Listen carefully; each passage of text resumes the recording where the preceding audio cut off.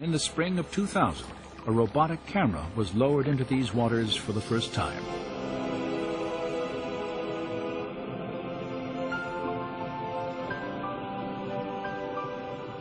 This has never been done. No one have been in the area at all with a remote control camera. The robotic camera's survey revealed many shapes and objects familiar to Muller, including coral formations with right angles, arches, discs, and straight shafts fused into larger masses that had the appearance of twisted wreckage.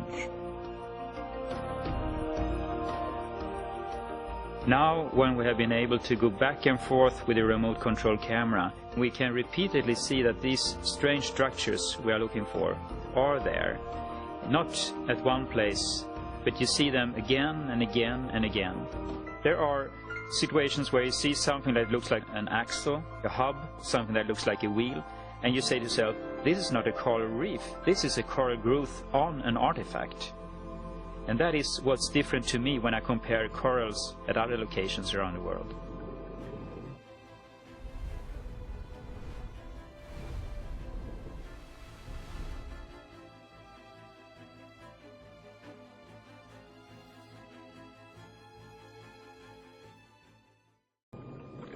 Since the earliest explorations at Nueva, one distinctive type of formation has often been identified on the sea floor.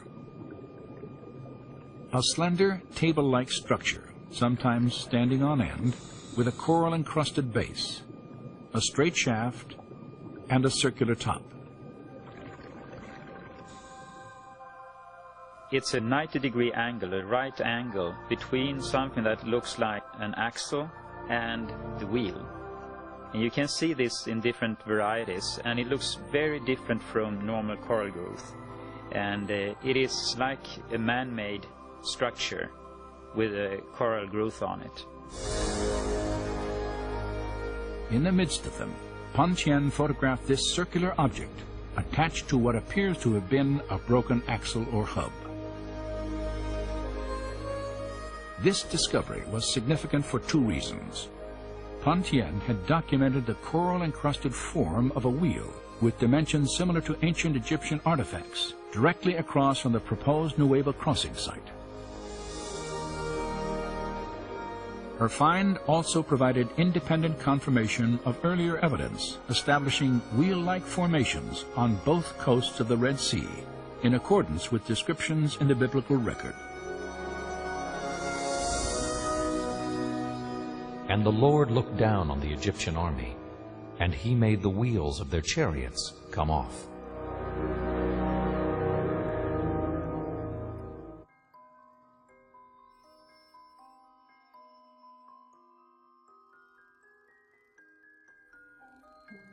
Hold on to your history books.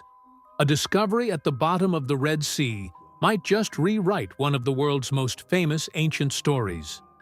For centuries, the biblical account of Moses parting the Red Sea, allowing the Israelites to escape before the Egyptian army was swallowed by the returning waves, was widely regarded as legend.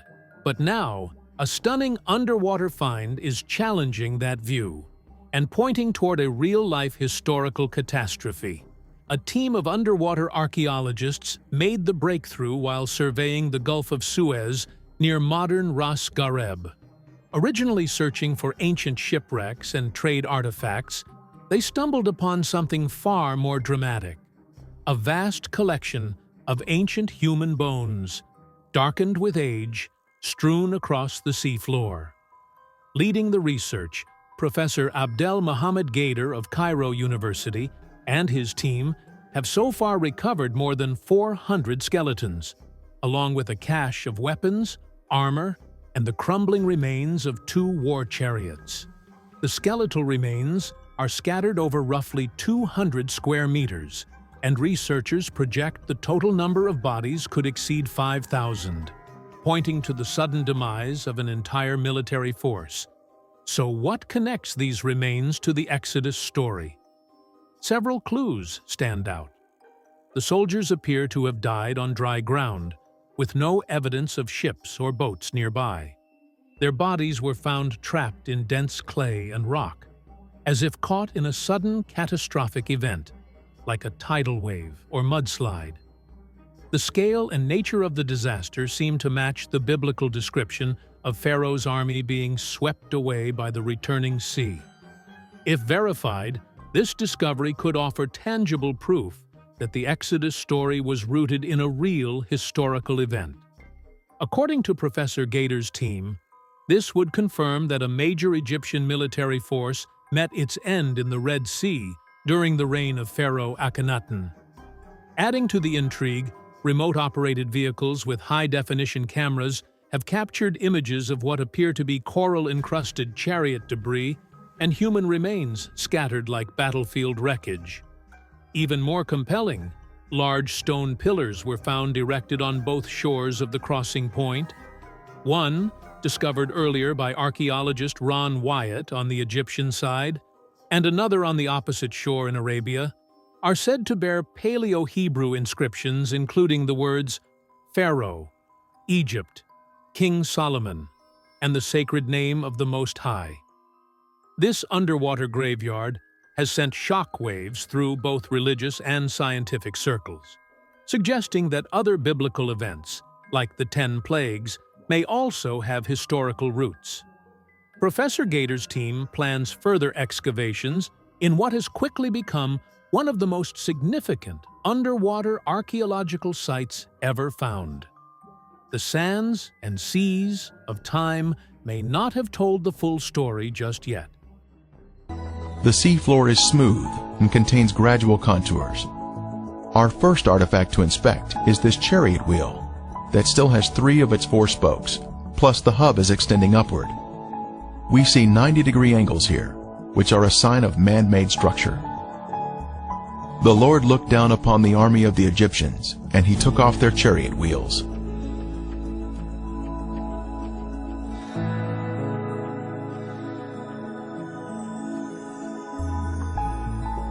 The chariot wheel with 6 spokes was the most widely used by the Egyptians. Egyptian chariots were known to use metal hubs in the center of the wheels. Using metal detectors, divers have found metal in the raised hubs that are now covered in coral. Here we see another 4-spoked chariot wheel with 1 spoke missing and a center raised hub. The coral here has preserved the chariot parts by retaining the man-made structure, even after the wood has disappeared. Here we see another wheel suspended on its axle, standing at attention. It has 6 spokes and a raised center hub.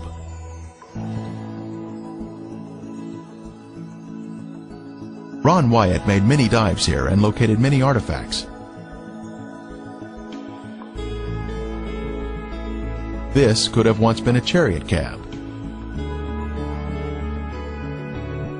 This appears to be another round chariot wheel.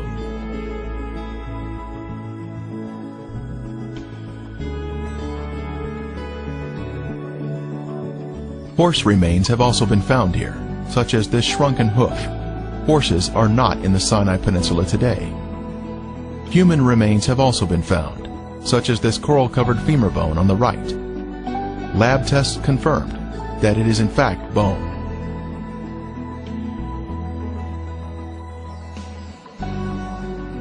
Other bones have also been found. A cross-section reveals the bone inside the coral.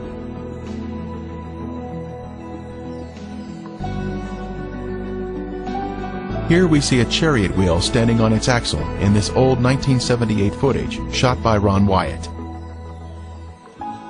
Next we see an 8-spoke wheel with 1 spoke missing. 8-spoke wheels were only used during the 18th dynasty, the time of the Exodus. The premier find here at the crossing site is this gold veneer that was left behind from a 4-spoke chariot wheel. The Bible tells us there were 600 choice chariots used in the chase of the children of Israel. This artifact was left behind at a depth of 200 feet. Since specialized equipment would be necessary to raise it to the surface, today it is still in the location where it was found. Since there are chariot parts on this side of the Red Sea crossing, could there be other chariot parts on the other side of the Gulf, showing a continuation of artifacts? On the shore opposite of Nuweiba, inspection of the seafloor in Saudi Arabia has also been conducted to see if chariot parts can be found on this side of the Red Sea crossing.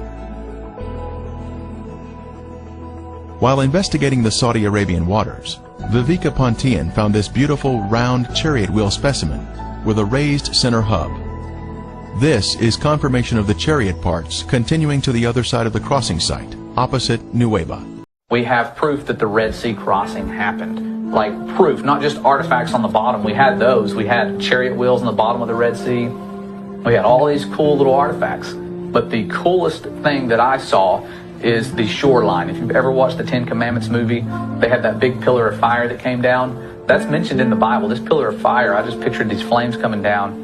But when you go to that shoreline where it's documented to happen, the entire shoreline is melted sand. And it takes about 3,000 degrees or more to melt that sand. And it's evenly melted. You can almost see like footprints. There's stones infused in this melted sand. This is amazing. You don't hear about it. If it was a proof of evolution, it would be in every single textbook.